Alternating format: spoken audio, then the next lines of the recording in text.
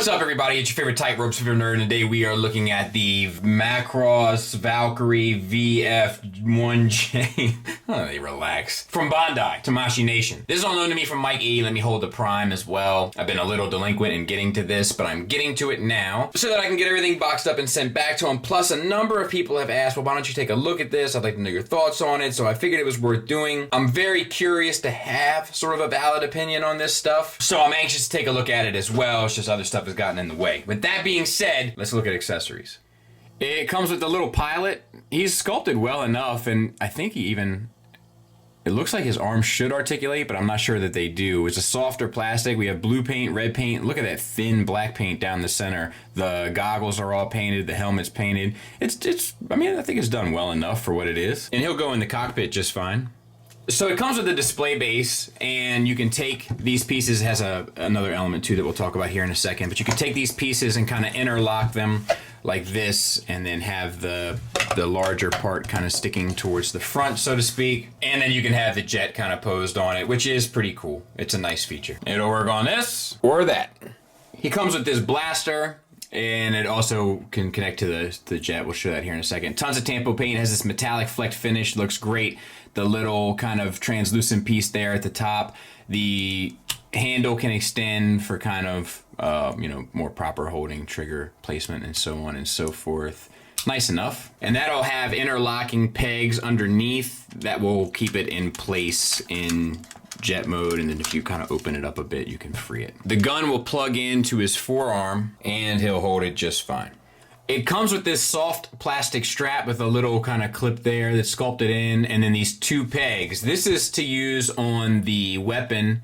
You can plug one side in here and then one side in here, and it gives it like a little character, you know. Ooh, be careful, Big Bose. There it is. It comes with an array of hands. We have left and right kind of relaxed or posing hands, left and right pointing hands, left and right fist hands, and then left and right, I'm guessing these are kind of more cartoon accurate hands. Proportionately, they're different. Sculpt-wise, mold-wise, they're different. So that's my guess. I don't know. You get these two filler pieces. They both have that metallic fleck plastic. I'll show you how they clip in, but they're done well enough. And these will just simply slide in to cover up your intakes in robot mode. I guess in the little walker mode as well. You also get these two pieces, and they are covered in the instructions, but I'm not sure I truly understand it, but I will try my best to show you how they are incorporated in. They do have this little side piece of plastic that's a different color, but outside of that, it's just kind of standard sculpt in production. He also comes with these two antennae. They're just single sculpt gray pieces, but I can only find where one goes. I'll show you that. I'm far from an expert on this stuff, but hopefully I can give you a little bit of an idea. And where I have found it is right here on the underside, or the top side of the backpack, and it just goes like that so that you can kind of have that look. There might be another place because they do come with two of them, but I haven't been able to find it. And he also comes with this piece, which I have no idea what it is, but it might be like a little tool to kind of open parts up and stuff. That's the only thing I can think of. I can't find it anywhere in the instructions, but I don't know.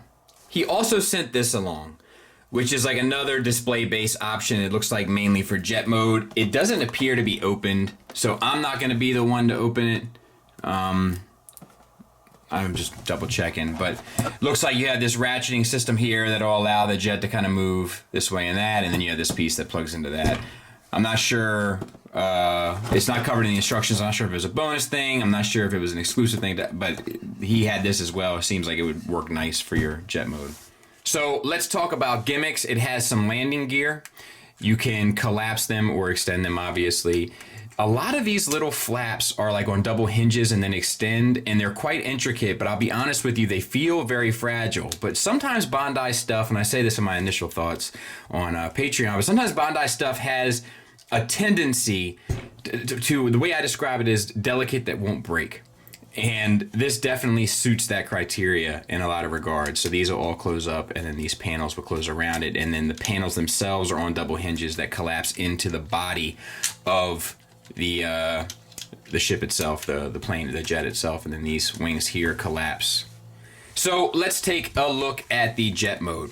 It has these landing gear, which we've talked about, but I do find that this one in particular has a hard time staying put.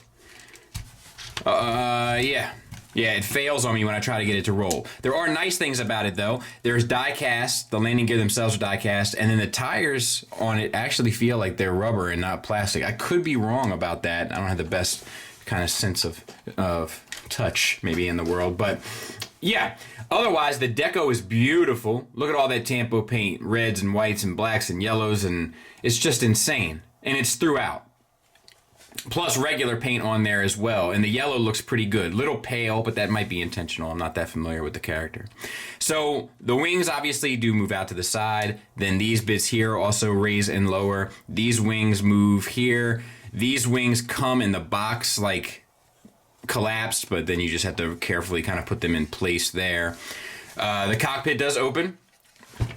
Inside, there's like this little blue piece of translucent, which I think is accurate to where the source material is, and then all of the detailings and sculpt work inside the cockpit all look nice. I'm not sure if that has something to do with the show or not, but it might just be part of transformation. This little piece moves and helps you actually pull out the landing gear, so that's nice. And yeah, I mean, not a whole lot else really to say about it. I mean, the deco comes through, is going to come through in both modes, I would assume. Blue translucent, red translucent. There is some weight on this. The feet are die cast. And I don't know, man. I mean, I don't have any really complaints about this.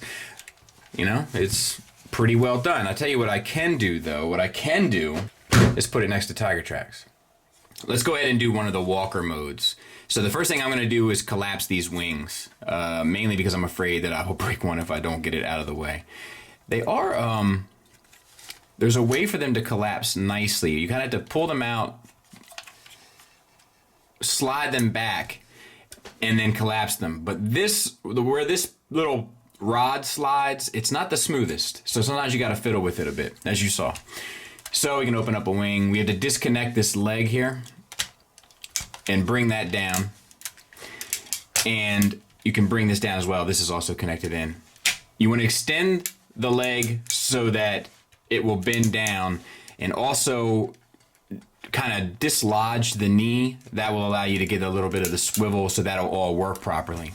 And then on the foot, you want to bring that down and then open them up. And we're going to do that on both sides. So we're going to disconnect, and then we're going to disconnect. We're going to straighten. We're going to dislodge the knee. We're going to fold that forward. We're going to bring the feet down, and we're going to open them up. And now really the only thing we have left to do is bring this backpack up and around, and that'll sit down on here. There's actually this piece here that'll collapse a bit so that it doesn't scratch up against the back, which is nice. And then this will fold back. And then you want to open these up here and extend the hands kind of masterpiece style, and then orient them properly. And same for the other side. Open up, flip out, orient, and you're good to go. So we're not going to cover the articulation really, because it's pretty much the same in robot mode, with the exception of how far you can get up. You can get up as far as the wings will go. Look, I've seen this before. You know, it just sort of looks like a fan mode thing to me. It doesn't look indicative of anything. It doesn't look, I don't know. It's a subjective thing, but it doesn't do much for me. I will say, like, these legs, especially the thigh swivels, they have a hard time kind of being locked in place, at least on this one I'm holding. But, you know, I guess, dude, it's fine, I guess. You know what I mean? Okay, to get it to robot mode, you have to detach the hips, basically, from this section of the jet, and then move this whole armature down. Now, this has a little lever here. Let me see if I can get you. That'll open up, and once it does, you can separate these two pieces. We're gonna do it this way. So now you have this, and you have to disconnect this piece from this piece, and there. Slide that forward and give yourself some working space and open that up. From the other side, push the head out. Be mindful of your antenna. And just leave this pushed towards the front and get the antenna out of the way. With the head pushed out, you need to get this piece down. So slide that all the way forward, then flip this piece down. You can add in your filler pieces by taking this tab and putting it in that slot. It'll latch in there and on the side of this piece. Do that to both sides. From the top view, open up your backpack, bring this piece out, which is on like a swivels on each side and then hinges here. And then you come down to the magic moment where it's all supposed to connect. Now this piece here that we flipped up needs to slide in there. So you want to make sure that that's angled down. Make sure your arms are all the way up and everything should connect together. Then flip your little pieces down. You can close that up. You can bring up your backpack, you can bring your wings, well, we might want to fold those down last, I suppose, and put your head in position. For the legs, you just make sure they're kind of collapsed, and what you want to do is combine these pieces, and it's not the easiest thing in the world to do, especially on camera, but I have done it once before, so make sure that that piece is connected first, in my opinion, and then slide it into the other piece, and that'll connect. I'll clean it up. Good grief, we'll take a look at it. So let's talk about the figure. The head is on a hinge here at the base of the neck, and then a swivel. So, and then a double ball peg, it feels like, from the head into the neck. So tons of articulation. The antenna swivel and hinge out, which gives it a ton of character. I like that a lot. Yeah, the red paint on the head, and then the green translucent visor, and then the gunmetal paint on the antenna. You can get insane down, insane up, back, forth. No real attitude, but I think that's okay. I think that's all right. Tons more tampo paint that we've already kind of talked about regarding the chest. The arms are on a butterfly joint back and a little bit forward, but not much. The shoulder armor here actually comes out a bit so that you can get the arm up to 90 degrees, then a bicep swivel, a swivel at the shoulder as well, so you should be able to get all the way around. You have a double jointed elbow, beautifully done too, by the way, beautifully executed. And even feels like it's a soft ratchet in there somewhere. I think at this first hinge. More tampo paint, looks good. The wrists are on ball pegs, as we saw with the swap outs. The fingers are individually articulated, and we're gonna talk about this here for a bit. So the thumb is on a ball peg, and then you have one pinned hinge at the first thumb knuckle. The fingers are on a base pin knuckle, and then they have the second and third knuckle articulation as well. So they're all fully articulated. However, they are extremely small proportionately, but that's okay because they gave you a ton of swap out hands that are actually bigger. So I'm on board with that. They're able to maintain a streamlined look. You can do anything you want with these hands. If these hands are a little too small for you, which they would be for me, you can swap them out. I'm good with that. No issues on my part, not there. Yeah, the wings that can articulate out and to the side, they do kind of get in the way of articulation, but they can also tuck back. You have, these are supposed to be collapsed. You have the hips that are actually on ball pegs. They're die cast ball pegs. Very limited range out to the side. You get the forward and back, no issue, but you will have to move the wings, and then you won't have an issue. And then you get an outward movement on those ball pegs that's pretty significant because this piece actually sways out as well at a secular hinge here. So that all works. I'm good with that. Thigh swivel right above the knee. The knee itself, is that single? I don't know why I was expecting it to be double jointed, but it is 90 degrees. It's fine either way.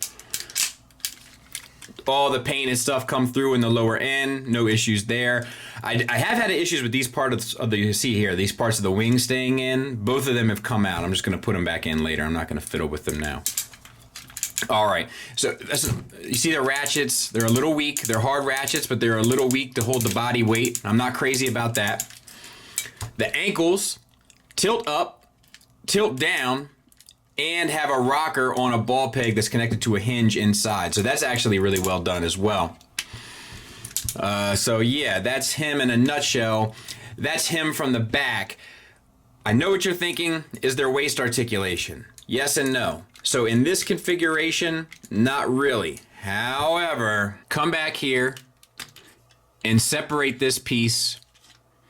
You can actually separate the upper body from the lower body once again, even though we worked so hard to get it in there like swimwear. And this one's really stuck on. I'm gonna use the spudger, we'll get it off of there. Open up this area here and you can actually tuck your metal frame bar up inside. Then you gotta go back and clean it all back up, connecting this piece down inside. So let's reconnect. And then we're gonna connect the bar system again, but this time we're just gonna plug this in right below that black stripe.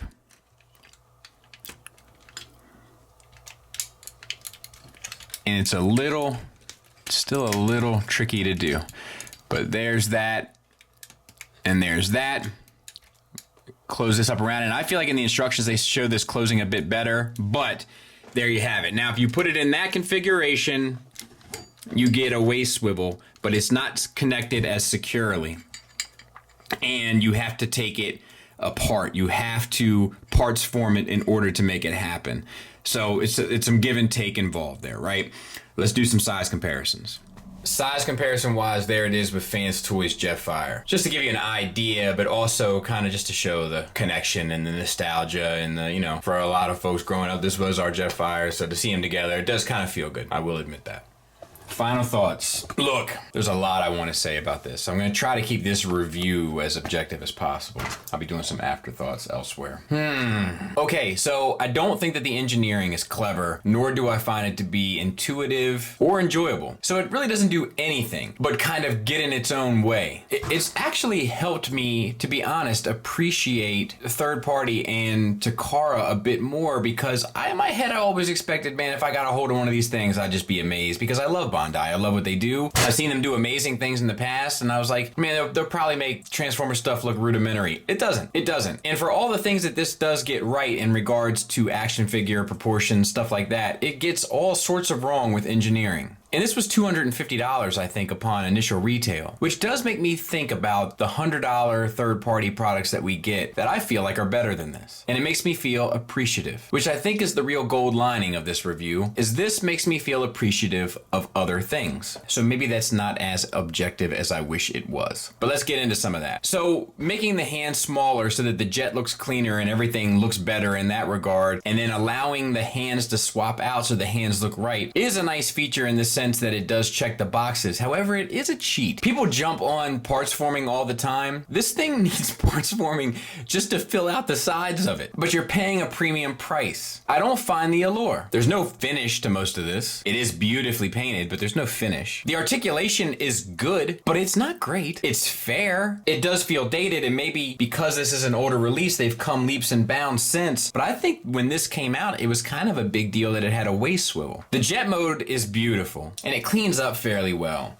I'll talk about the positives. The Tampo paint is outstanding. The materials are outstanding, except for the hardware, of course, that doesn't always hold the pieces exactly where you'd want them under its own weight, for instance, in the thigh swivels and in the knees. And the sculpt is good, so we'll give them that. This feels like $100 to $150 to me. And there might be two elements to this that are working against it. And I'm not counting the weird jet with legs mode. I know that's a thing, but yippee. The two things are, one, it's Bandai. It's Tamashii Nations. It's a reputable company that sets a standard and expectation with me that this doesn't meet, in my opinion. And two, the fact that everybody was telling me how beautiful and great and mind-blowing it was going to be. It's not. It's fine. The price point suggests it would be more than fine. Thanks for listening. Thanks for watching. Until next time, take care.